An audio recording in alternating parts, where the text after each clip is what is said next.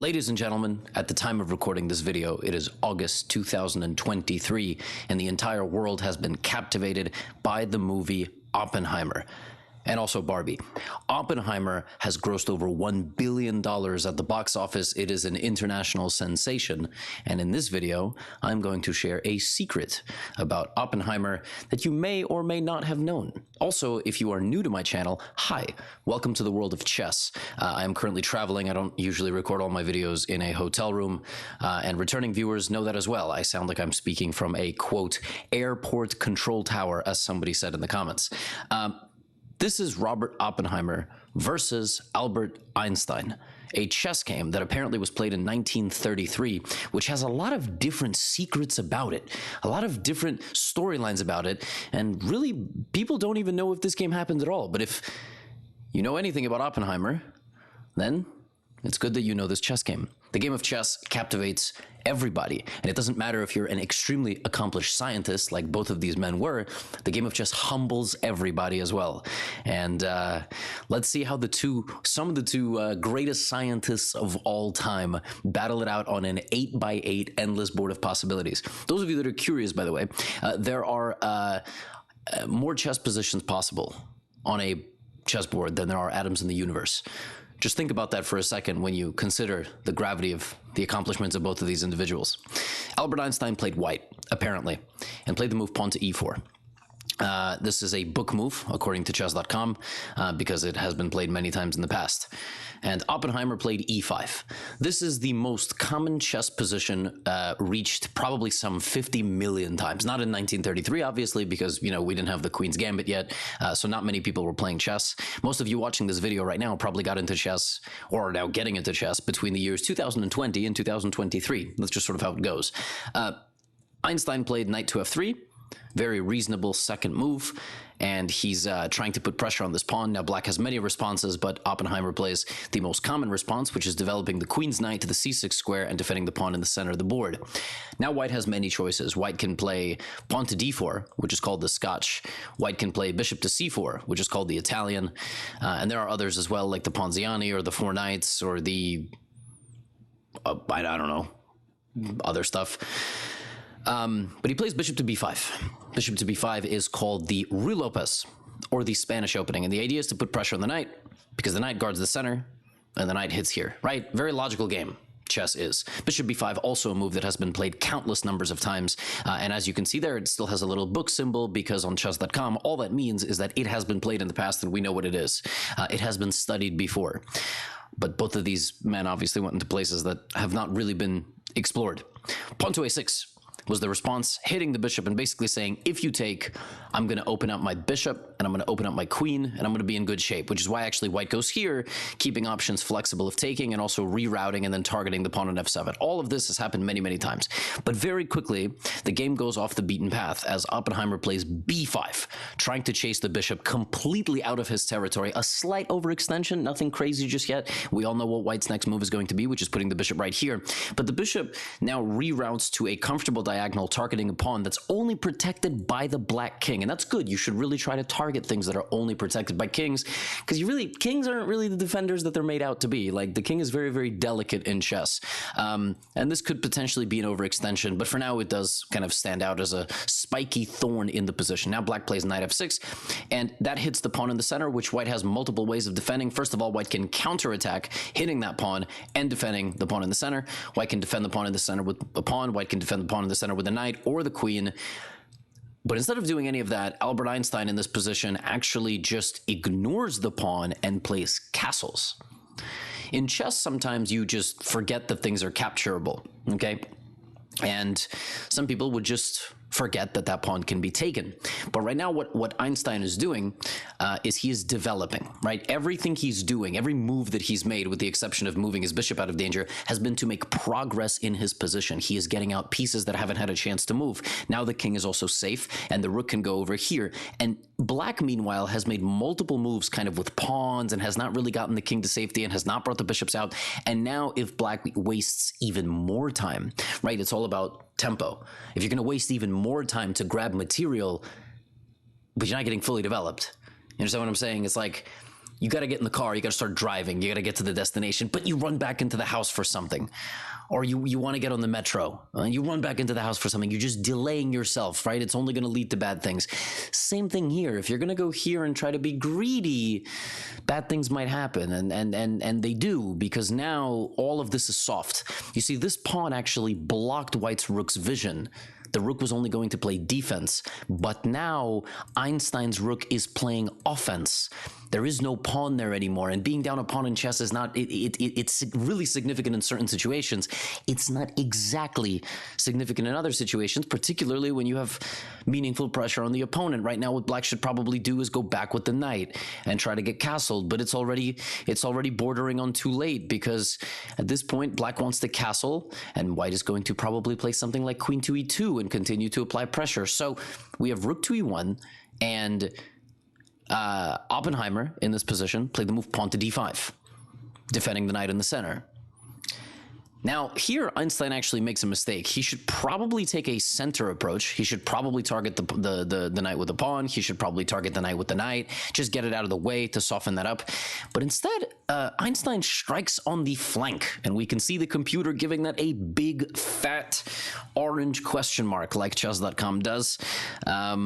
In reality, it would have probably been better to play the move knight to c3, which would have put some pressure here. And after something like knight takes, white can take with the d-pawn, opening up the bishop and the queen. And now the queen and the bishop pressure this, the knight and the rook pressure this. And if you're newer to chess, you have to understand every single move you make in chess, it doesn't just stop where you think. Every single move you make in chess, particularly captures, they open things up. They open up possibilities for the other pieces. Every trade has a winner and a loser. And in this case, white would be opening up the vision of the queen and the bishop. The bishop does not teleport in the way that I showed there. Pawn to a4, however, is the move that is played, and the computer here is showing that actually putting the knight on c3 would have been advantageous. But Oppenheimer still not respecting the necessities of his position, not understanding that he needs to act now. He needs to castle his king. He plays pawn to b4. And as we can see, that is given a big red X, and the advantage is back to white. Why is the advantage back to white? Because black has overextended a lot of pawns. Black has put a lot of soft pawns into the center of the board that can all be targets. Also, black has not found a way to develop this bishop, and black has not found a way to castle the king.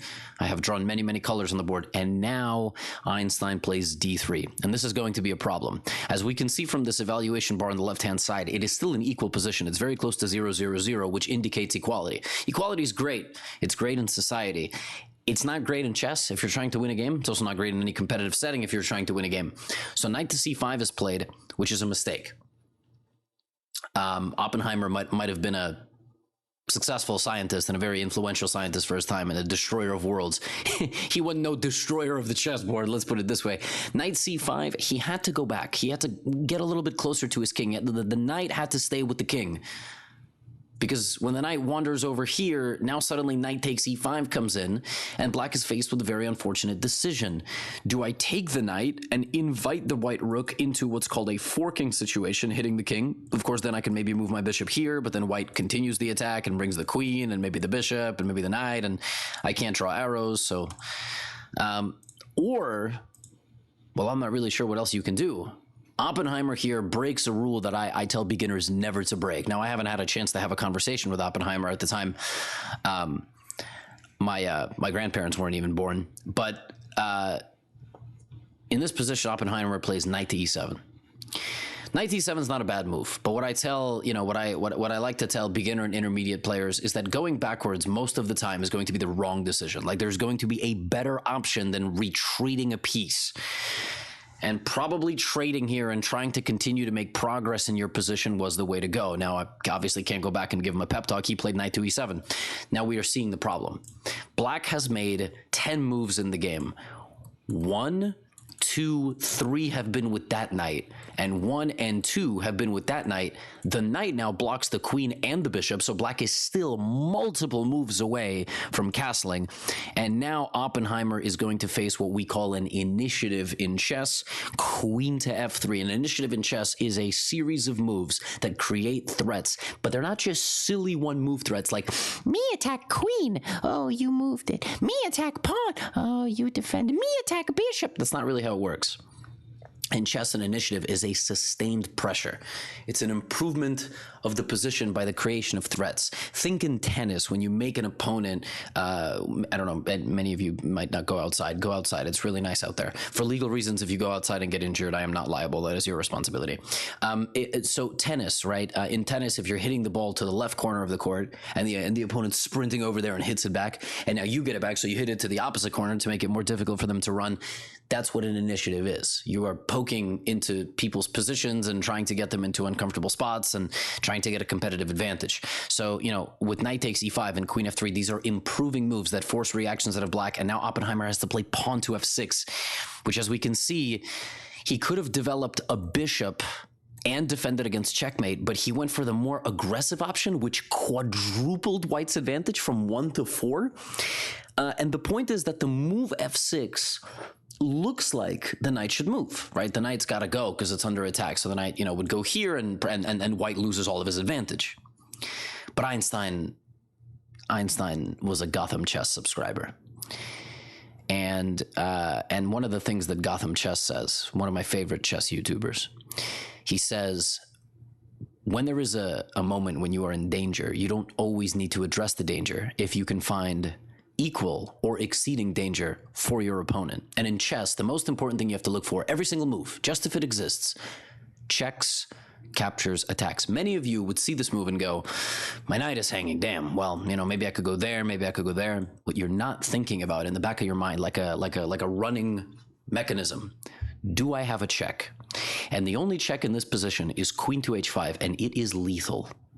Queen to h5 threatens the king. All of this is blocked, so black has to play pawn to g6, and now you see the point. Knight takes. That is a bomb being detonated on Oppenheimer's position.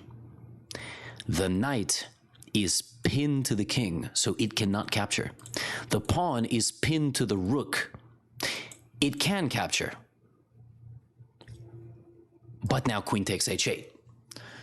Oppenheimer has suffered a devastating loss of material, and in chess, the two most important things are material and king safety. You can be down material as long as your opponent's king is not as safe as yours.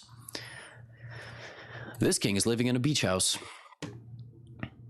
right on the edge of Costa Rica. Remember that T-Pain song? Queen is pinning the bishop to the king. The rook is pinning the knight to the king. The bishop is about to come into h6. Black has played nearly 15 moves of chess in this game, and he might be one of the most accomplished scientists who has ever lived. But he only has a horse out. And that's what I meant when chess humbles us all. Oppenheimer has not developed his pieces in a successful way here. And it doesn't get any better because he doesn't actually speed up his development. Right now, black has a very important thing that he needs to do. He needs to go here, and if white continues, he's got to run with the king. That's what he's got to do. He's got to get his king to safety and, hope that the pieces are traded to a point where it doesn't really matter that he's down a rook for a knight. But instead of that, he trades his only active piece, the only piece in this position that has any activity whatsoever. He takes the bishop. And Einstein actually could have even played bishop h6 here, but he decides to take. Black has absolutely no development. Black has no pieces on the board. So here, black now is scrambling. He's got to find a way to defend himself, but he's got no forces to do it. And Einstein is going to try to get in there. He's going to try to get in there and absolutely brutalize the position. Now here again, bishop to f5, getting the king off of the back rank, escaping two pins at the same time would be the way to go. Queen to d6 played by Oppenheimer, but Einstein just bulldozes. Bishop to h6, putting pressure. PP on the PP, put pressure on the pinned piece. Now there is a monstrous threat of queen takes bishop, which is only currently defended by the king, which I told you at the beginning of the video is important to target things that are only protected by the king because the king's not a very good defender. And now Oppenheimer can't even move his knight to enable the defense of the queen of the bishop because the knight is pinned. So all of a sudden, Oppenheimer is down a rook instead of being down a rook for a knight. And now is what we call the cleanup process. Einstein in this position plays queen to g7. applying even more pressure now on this knight with the rook, with the bishop and chess. There are two ways to win a chess game when you are already winning. Of course, your opponent can run out of time, but there are two ways. Simplify everything down to an endgame. Right now, white is up a rook mathematically. Both of these guys were good at math. They could do the math here. What's going to happen is if we trade everything here, it's going to be a bishop versus a knight and a rook. That's pretty easy to win. Another way is to just give a mate. You have a massive amount of material. Go in, just execute your opponent's king. Black plays defense here, rook to e8, and now by far the simplest thing to do in my opinion, rook takes or bishop takes, take, take, take, take, take. Black has nothing. Black has this goofy bishop. Just keep all your pieces on dark squares and you'll probably win. And even if you don't keep your pieces on dark squares, promote a pawn and go deliver mate. But instead of that, Einstein knew that after playing this game, 90 years later, in August of 2023, in a crappy little hotel room in Los Angeles that Gotham is staying at no, it's great. It's actually a fantastic hotel. Thank you for providing it for us. I'm currently staying here for the PogChamps 5 chess tournament. Watch PogChamps 5, by the way. That Gotham would be featuring this game, and it's actually not even clear if Einstein and Oppenheimer played this game, but if you look up Oppenheimer Einstein chess, this is what appears. So, you know, everything on the internet is true, that I would be showing this game. And Einstein knew that, which is why he kept more pieces on the board. The thing is, he doesn't have to rush. That's the incredible thing about this position. Black's not going anywhere. So he just develops a knight. Oppenheimer doesn't resign, plays pawn to c5. It's the only pawn he hasn't moved, by the way. Take a look at his position. He's actually moved every single piece except the pawn, which is a nice, you know, little thing to fulfill. He's just pushing his pawns forward, doesn't really know what to do.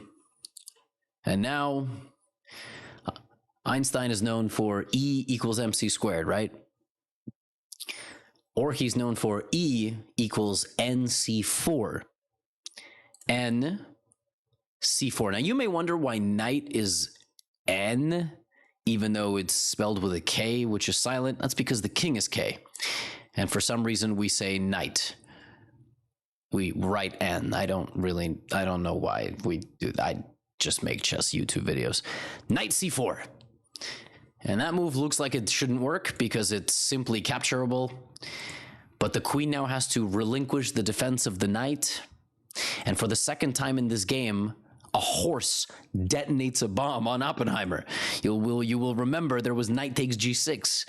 Well, after knight to d2, he plays knight to c4, removing the queen's defense of the knight, because if you take, I open this up, and I told you already in the beginning of this video, every single time there is a capture in chess or a move is played, things open up, and this opens up. This is a brutal position. The rooks and the queen and the bishop absolutely brutally obliterate the black position here. Oppenheimer goes here and apparently resigned after the knight was taken. It was just a few moves until checkmate. You see m7 on the board. That is not a style of BMW. That is the fact that with best play in 7 moves, white should deliver a checkmate by swarming the black king and delivering a mate probably on the dark squares.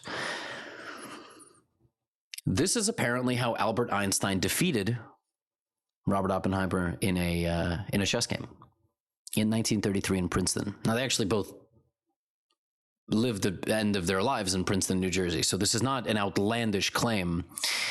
But there are various reports that say that this game actually never happened, which makes me wonder how it ended up all over the internet anyway. And it was even published somewhere in 1959 that this was a game between Oppenheimer and Einstein. So maybe it happened, maybe it didn't. We are not able to actually interview the players, unfortunately. Maybe they played many, many more games against each other. But seems like Einstein was a better chess player than Oppenheimer. At least that's what this game showed. That's all. That's all I have for you. If you're new to the channel, check out chess on YouTube. It's great. I'm hoping this video is somewhere in the algorithm somewhere. And if you're a returning viewer, thanks for watching. I'll see you in the next video. Get out of here.